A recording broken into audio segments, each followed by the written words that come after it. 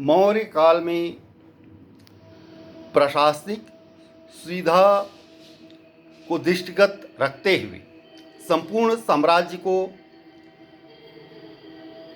प्रांतों में विभाजित किया गया था। चंद्रगुप्त मौर्य के समय प्रांतों की संख्या 4 थी, जबकि सम्राट अशोक के समय प्रांतों की संख्या 5 हो गई थी।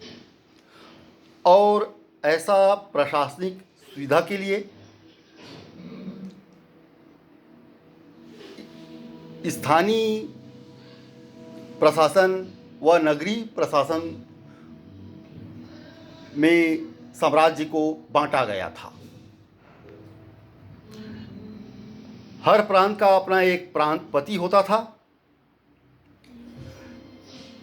और उस प्रांत की एक अपनी मंत्री परिषद होती थी और प्रांतपति अथवा गवर्नर उस मंत्री परिषद के सलाह के अनुसार अपना कार्य करता था। इस प्रकार मौर्य साम्राज्य में एक केंद्रीकृत साम्राज्य तो था ही, साथ ही साथ जनता की सुविधा के लिए, प्रशासनिक सुविधा के लिए एवं स्थानीय सुविधा के लिए साम्राज्य को प्रांतों में बांटा गया था। साथ ही स्थानीय प्रशासन एवं नगरीय प्रशासन का भी पर्याप्त ध्यान रखा गया था। मौर्य साम्राज्य अनेक प्रांतों में विभक्त था।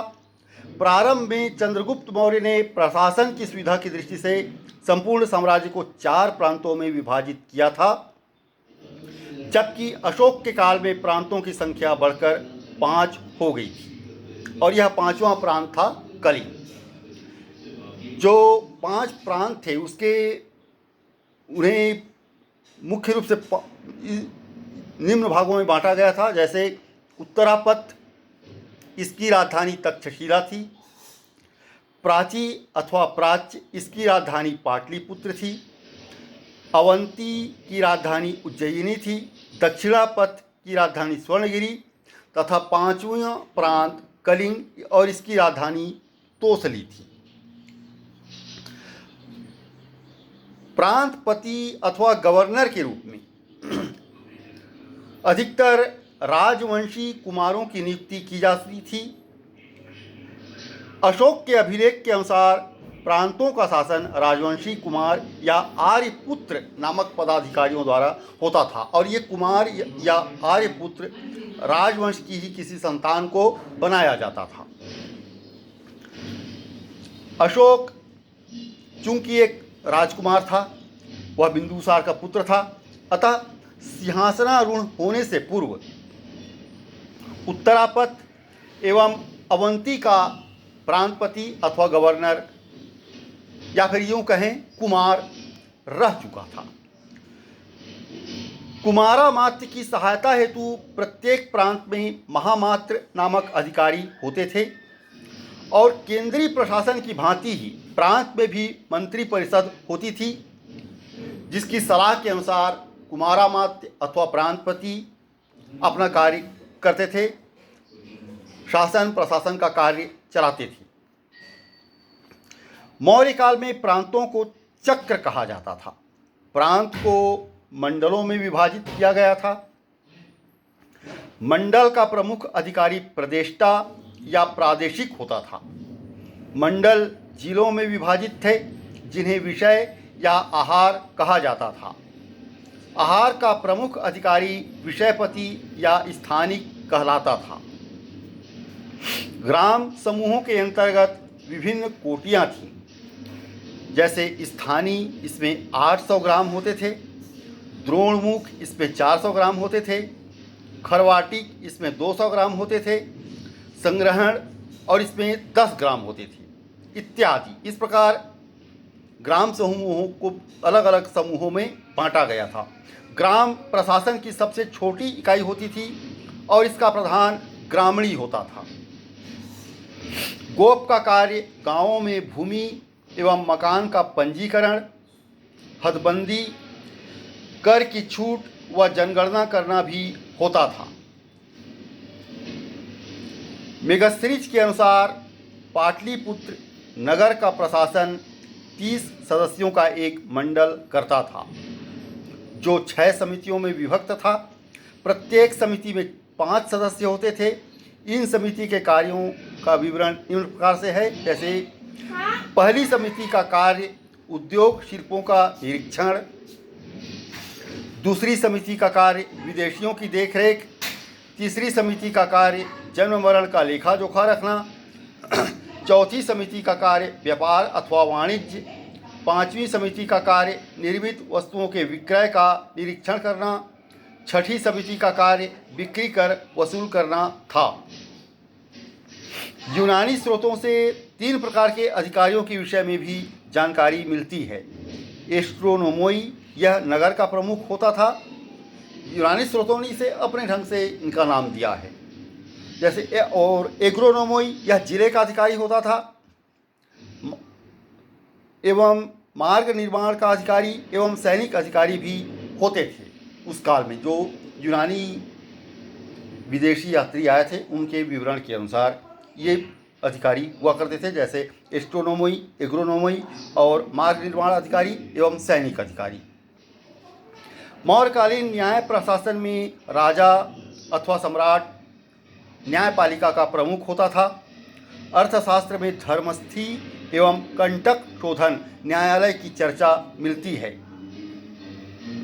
धर्मस्थी न्यायालय में स्त्रीधन व विवाह आदि संबंधी मामलों को तथा कंटक शोधन न्यायालय में हत्या, मारपीट आदि संबंधी मामलों का निपटारा किया जाता था। कौटिल्य के अनुसार विधि के 4 स्रोत थी: धर्म, व्यवहार, चरित्र एवं राजाज्ञा। सबसे निचले स्तर पर ग्राम न्यायालय था, जहां ग्रामीण एवं ग्राम वृद्ध निर्णय करते थे। मौर्य काल में सबसे छोटा न्यायालय ग्राम न्यायालय था। इसके ऊपर मुख्यतः संग्रहण, द्रोणमुख, स्थानीय तथा जनपद न्यायालय होते थे। सबसे उच्च न्यायालय राजा का न्यायालय होता था। वहाँ वह अंतिम अपील राजा के न्यायालय में होती थी। सैन्य प्रशासन को देखा जाए तो यूनानी लेखक प्लिनी के अनुसार चंद्रगुप्त की सेना में 6 लाख पैदल सिपाही, 30,000 घुड़सवार और 9,000 हाथी थी। एक अन्य स्रोत में वर्णित है कि मौर्यों के पास 8,000 अश्वचालित रथ और नौसेना भी थी। इस मामले में मौर्य प्रशासन अत्यंत ही शक्तिशाली था। मौर्य सेना नंद सेना से लगभग तिगुनी थी। जाहिर सी बात है, नंदों के पास एक विशाल सेना थी और मौर्यों ने नंदों से सत्ता छीनी थी। तो उन्होंने, हो सकता है ये कारण भी रहा हो, अपने सैन्य बल को नंदों से भी और अधिक बढ़ाने का प्रयास उन्होंने किया हो, क्योंकि उन्होंने सत्ता नंदों से छीनी थी। राज्य क्षेत्र और आय स्रोतों में बहुत अधिक वृद्धियों के कारण भी ऐसा संभव हो सकता है, क्योंकि मौर्य साम्राज्य का भूभाग काफ़ी फैल गया था, विस्तार बहुत ज़्यादा हो गया था। तो उसके आय स्रोतों में भी वृद्धि हुई थी और राज्य क्षेत्र में भी वृद्धि हुई थी। इस कारण भी उन्होंने और नंदों से भी विशाल मात्रा में सेना रखी होंगे। इस संबंध में जस्टिन ने चंद्रगुप्त की सेना को डाकुओं का गिरोह कहा है। ये उनका अपना विश्लेषण हो सकता है। कौटिल्य ने सेना को 3 भागों में विभाजित किया है। पहला पुश्तैनी सेना, दूसरा किराए की सेना, तीसरा नगर पालिका से संबंधित सेना। सैन्य विभाग का सबसे बड़ा अधिकारी सेनापति तथा युद्ध में सेना का नेतृत्व करने वाला अधिकारी नायक होता था।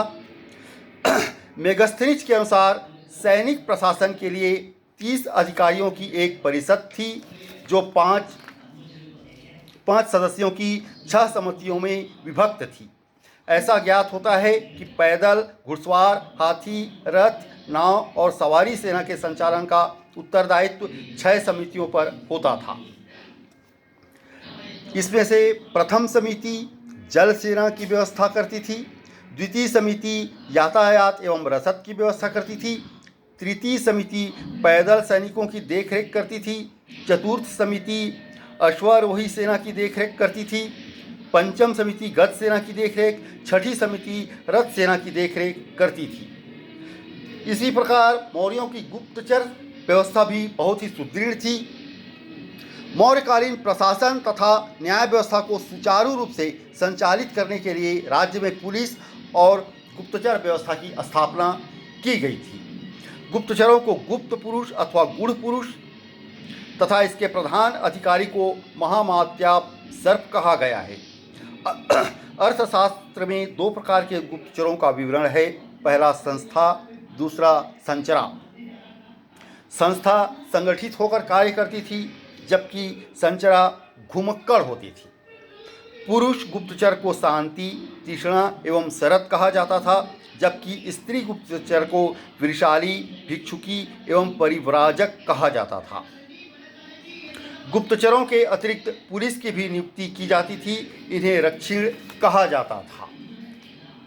इस प्रकार मौर्यों की प्रशासनिक व्यवस्था, न्याय प्रशासन,